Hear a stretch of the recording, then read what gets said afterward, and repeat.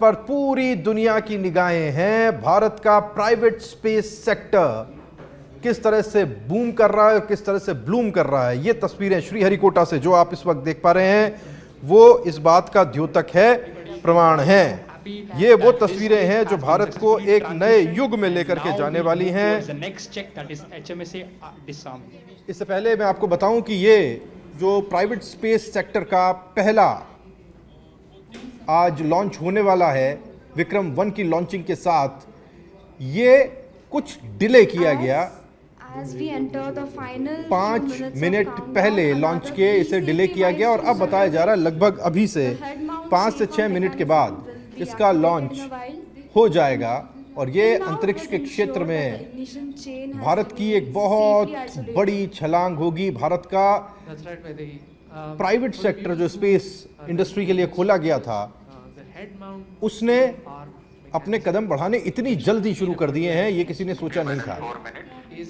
अंतर्राष्ट्रीय स्तर पर अगर बात करें तो दुनिया बहुत आगे जा चुकी है। स्पेस एक्स या फिर ब्लू ऑरिजिन जिस तरह से काम कर रहे हैं प्राइवेट स्पेस एजेंसीज के तौर पर, अब भारत में इस सेक्टर को खोले जाने की जरूरत थी, क्योंकि भारत पहले से इसरो के जरिए बेहतरीन काम स्पेस टेक्नोलॉजी के क्षेत्र में करता आया है। ये सीधी तस्वीरें इस वक्त आप वहां से देख पा रहे हैं। एक बार सुनने की कोशिश करते हैं कि अभी का अपडेट वहां से क्या है। launch pad, but there can also be some form of electrical runaway. There can also be static discharge. So to safeguard all these devices from electrical discharges, we have a mechanical separation between the pyro devices and the solid rocket motor. Right, so till now the ignition system, it was in a protective non-firing state, but now it's going to move on to a state wherein once the mission computer gives the ignite command, it can initiate a pyrotechnic chain of events. That's right, and we're at T-minus 3 minutes, and we have confirmation that the stage 1 head mount safe arm mechanism और the stage 1 HMSA has been successful. और ये जो company है, जो इसे private sector की company Skyroot launch control centre से भी तस्वीरें आप देख पा रहे हैं, ये पहला प्राइवेट ऑर्बिटल रॉकेट है विक्रम 1 के लॉन्च नाम से, जिसे लॉन्च किया जाना है। और करीब 12:05 का वक्त मुकर्रर है अब दूसरी बार में जब इसे लॉन्च किया जा सकता है। अभी फाइनल टेस्ट एक बार फिर से किए जा रहे हैं कि कहीं कोई त्रुटि ना हो, कहीं कोई बाधा ना हो। वैज्ञानिक इसको अपने नज़रिए से देखते हैं, परखते हैं, और जब पूरी तरह से आश्वस्त होते हैं तभी जाकर के लॉन्चिंग की जाती है, क्योंकि बहुत कुछ इसमें इन्वॉल्व होता है। एक फेल मिशन किसी भी मिशन को काफ़ी पीछे ले जा सकता है, इसलिए कोई त्रुटि नहीं हो, इसको आखिरी बार चेक किया जा रहा है। ये लॉन्चिंग आपको बताता चलूँ कि 11:30 बजे होनी थी, लेकिन लॉन्च से 5 मिनट पहले काउंटडाउन को रोका गया और इससे कुछ देर के होल्ड के बाद में फिर से शुरू किया गया और अब 12:05 पे इसकी लॉन्चिंग होगी। ये कंपनी 2022 में Vikram S sub orbital rocket launch कर चुकी है, जो लगभग 89 किलोमीटर की ऊंचाई तक गया था। अब ये जो रॉकेट है इसका नाम है विक्रम 1, जो 450 किलोमीटर की सर्कुलर जो नीचे लोअर ऑर्बिट है अर्थ का, उस कक्षा तक जाएगा। तो ये एक बहुत बड़ी छलांग होगी। इसमें यह भी बताऊं मैं आपको कि सोने से बने हुए कलाम, साराभाई और सीवी रमन इसमें रखे गए हैं, जिन्हें भी स्पेस में भेजा जाएगा। ये एक श्रद्धांजलि है स्काई रूट की। आप इसे इस तरीके से देख सकते हैं, इस नज़रिए से देख सकते हैं। और जब ऐसा कमांड सेंटर हम देखते हैं भारत के अंदर, जहां स्काई रूट के किसी प्राइवेट स्पेस एजेंसी के इस तरह से बैठे हुए नुमाइंदे दिखाई देते हैं, तो ये एक भविष्य की राह खोलता है, जहां ये सेक्टर आने वाले वक्त में बहुत फल सकता है, फूल सकता है और भारत के लिए नौकरियों के साथ साथ सम्मान का एक बहुत बड़ा द्वार बनता दिखाई दे रहा है। तो अंतरिक्ष में उड़ान के क्षेत्र में विक्रम 1 की लॉन्चिंग बस कुछ ही देर में होने को है और ये स्काई रूट का रॉकेट बहुत ज़्यादा बड़ा नहीं है, इसे आप GSLV PSLV से कंपेयर मत कीजिए, वो बहुत बड़े बड़े रॉकेट्स होते हैं। और ये lift off Of Vikram 1, India's first private orbital launch vehicle, and we have great views coming from the tracking cameras, and isn't this quite something? Vikram 1 ने अपनी उड़ान भरी, प्रथम चरण का प्रज्वलन प्रारंभ हो चुका है। विक्रम 1 ने प्रक्षेपण पथ को लांघकर आकाश को भेदने का निर्णय ले लिया है, एक ब्रह्मास्त्र की तरह। That's very true, Suyash and Akhil. I'm awestruck at the sheer power that Stage 1 is producing. With this, we have two of our major prime mission objectives completed, which was successful ignition and safe tower clearance. That's right, and we're coming up on max Q now, which is the period of maximum aerodynamic pressure, where the vehicle faces its largest aerodynamic loads as it flies through this zone at Mach 1.5 at an altitude of nearly 9 kilometers.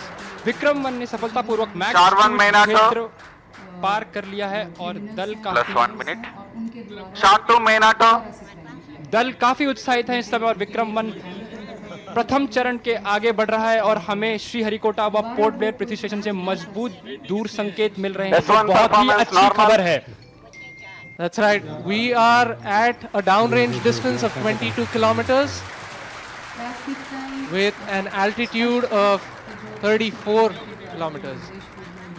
And on your screens right now are excellent onboard camera views from the vehicle.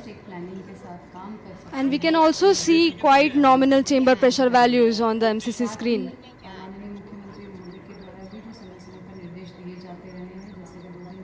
The vehicle is currently at an altitude of 50 kilometers. और यहाँ पे प्रथम चरण का प्रतिकरण हो चुका है और द्वितीय चरण का प्रज्वलन भी प्रारंभ हो चुका है। This is quite a major achievement for the nation, with the vehicle successfully separating stage 1 and the ignition of stage 2 as well. देखिए ये दो चीजें जो आप कह रहे हैं, क्योंकि द्वितीय चरण अपना सफलतापूर्वक कार्य पूरा कर रहा है और प्रथम चरण का दहन अथवा प्रतिकरण समाप्त हो चुका है। The vehicle is at an altitude of 89 kilometers, traveling at 2.6 kilometers per second. Of course, our target velocity for today is 7.6. S2 performance normal. We've just heard call out that the S2 performance or the stage 2 performance is nominal.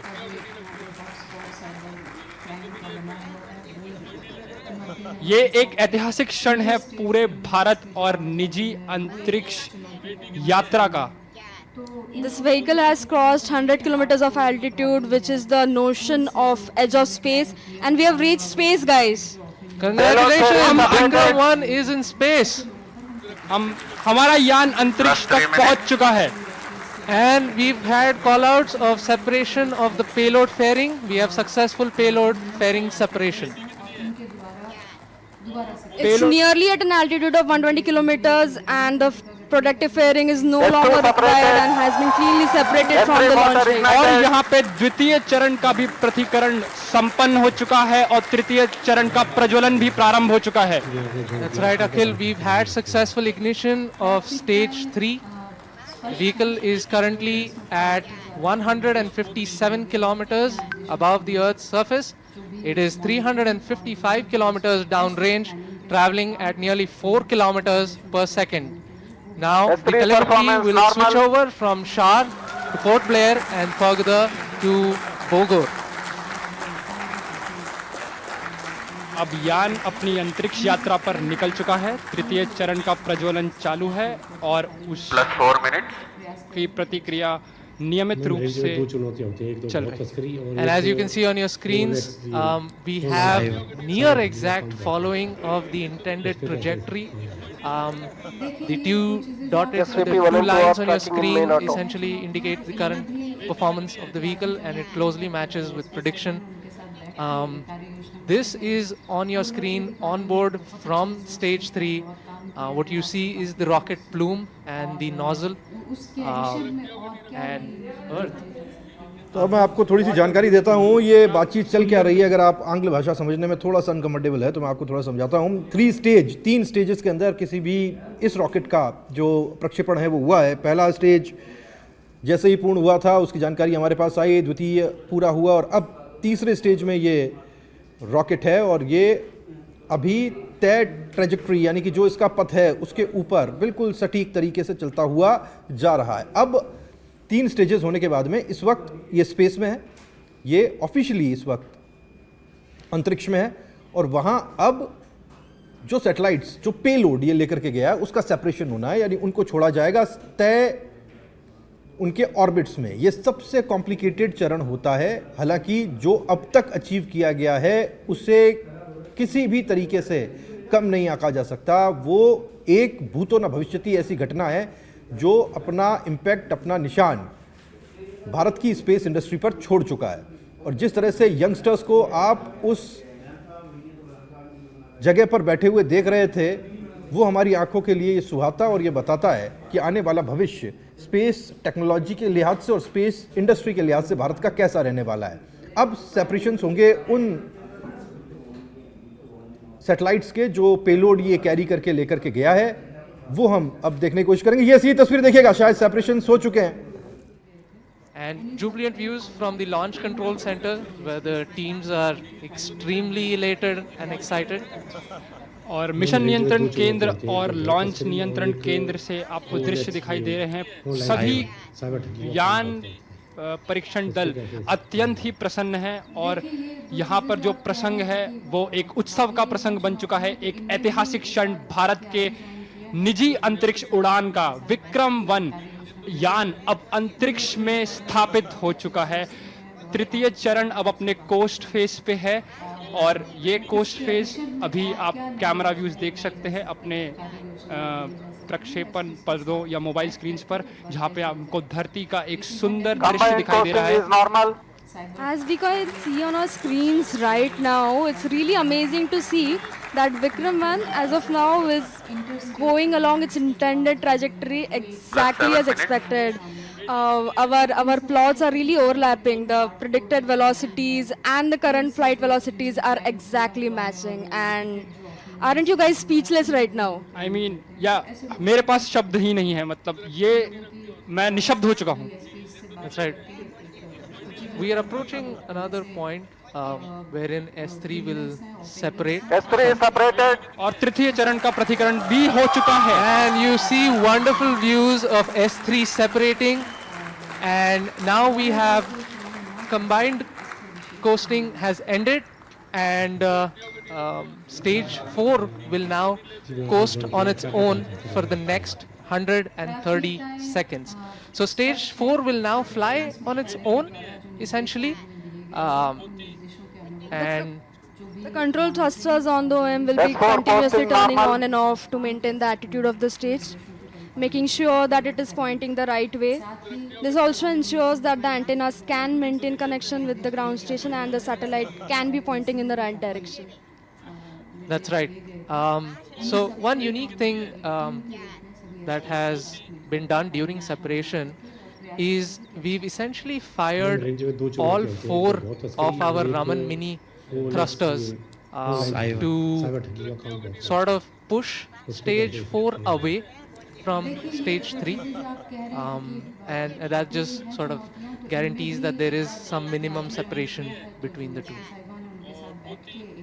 अब आने वाला जो चरण है वो द्रव्य प्रणोदन पर आधारित होगा, जिसको हम कक्षा स्थापन या समायोजन खंड ऑर्बिट एडजस्टमेंट मॉड्यूल के नाम से भी जानते हैं, जिसमें द्रव्य प्रणोदन की अवस्थाओं से संचालन होगा जो मोनोमिथाइल हाइड्रोजीन और डाइनाइट्रोजन टाइटाऑक्साइड पे आधारित है। उसके साथ यान के घूर्णी नियंत्रण के लिए, जिसे कंट्रोल थ्रस्टर्स कहते हैं हम लोग, उन रामन मिनी 50 न्यूटन, वो भी मोनोमिथाइल हाइड्रोजीन और डाइनाइट्रोजन टेट्रा ऑक्साइड पर ही आधारित है। उसके अंतर्गत हमारे पास छोटे कोल्ड गैस थ्रस्टर्स जो कि नाइट्रोजन गैस पर आधारित हैं, वो भी कक्षा समायोजन खंड पे स्थित हैं। S4 ignited. And we've heard call out that S4 or stage 4 has ignited successfully. और चतुर्थ और अंतिम चरण का भी प्रज्वलन हो चुका है।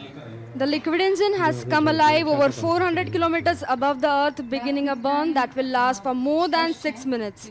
During this phase, the vehicle will steadily accelerate from about 6.68 kilometers per second to nearly 7.64 kilometers per second, delivering the precise velocity needed to achieve its planned 450 by 450 kilometers circular low Earth orbit at a 60-degree inclination. निर्देश दिए जाते रहे हैं, जैसे कि 2 दिन पहले VC में भी काफ़ी निर्देश दिए गए थे।